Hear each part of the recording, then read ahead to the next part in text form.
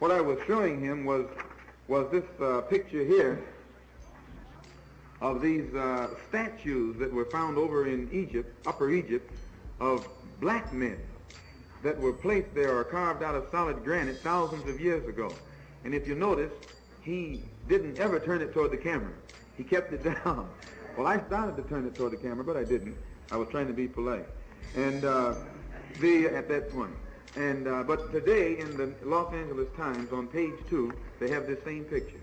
You look in today's Los Angeles Sunday Times, and they have a story on page 2 about this temple over in Africa. They call it Egypt, but Egypt is in Africa. And the value of which is so tremendous, it points out how the United Nations is trying to float a loan of around $30 million to save this temple from being covered by the waters that will be brought up by this Aswan Dam that they're trying to build over there.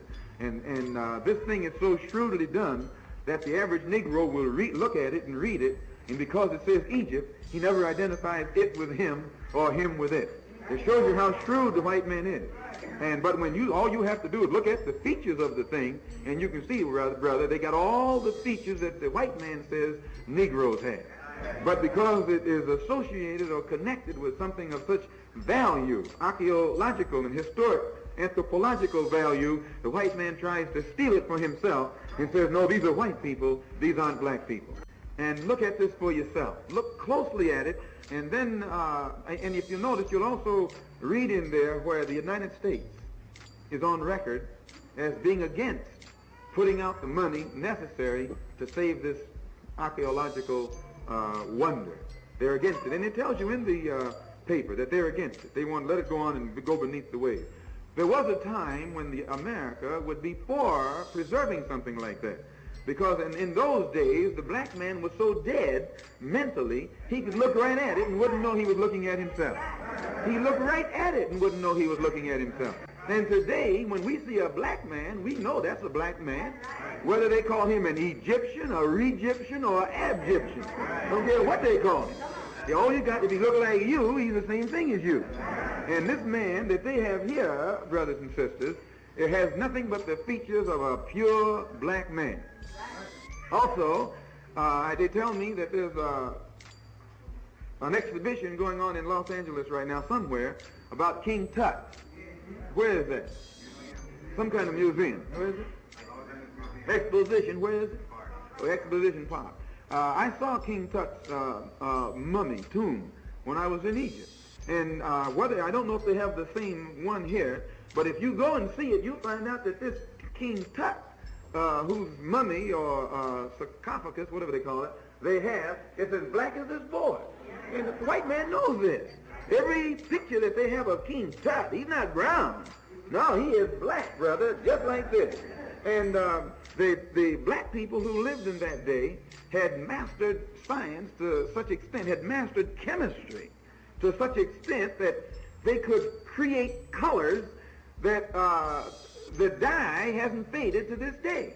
Now you know this. The white man got to paint his house every year. You got to paint yours, inside and out. You haven't got a piece of cloth at home that won't fade if you put it in the sun.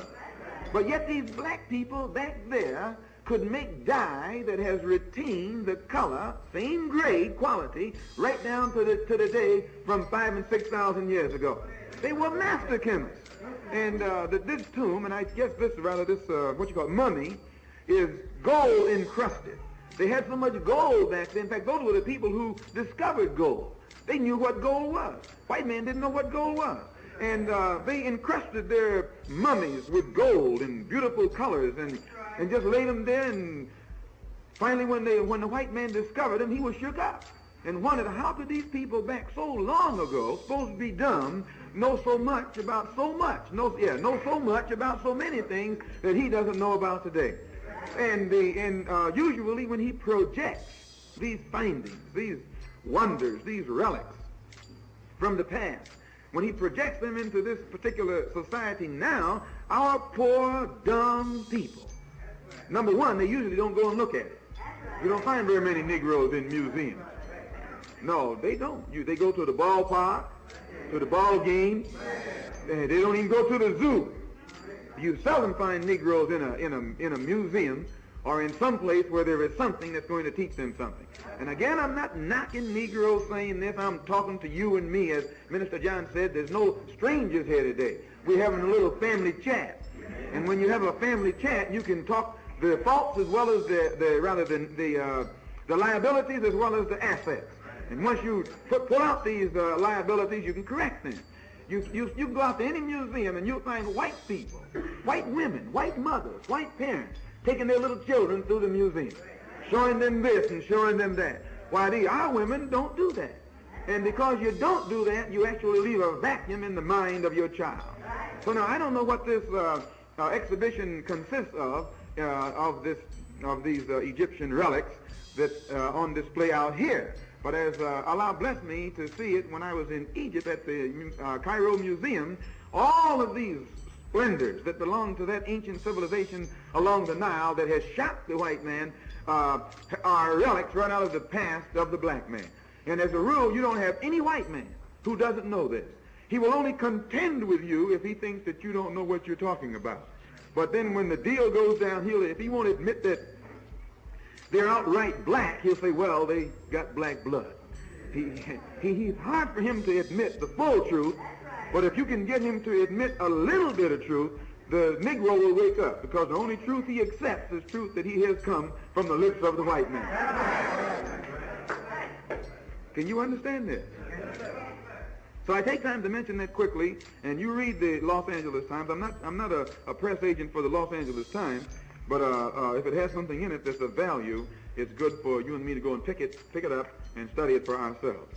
And save those kind of things. And then when you're in a discussion with one of these crackers who are trying to bring you and me down, drop it on him. Say, look, boss, what I found in your paper. This man looks just like me. He don't look like you.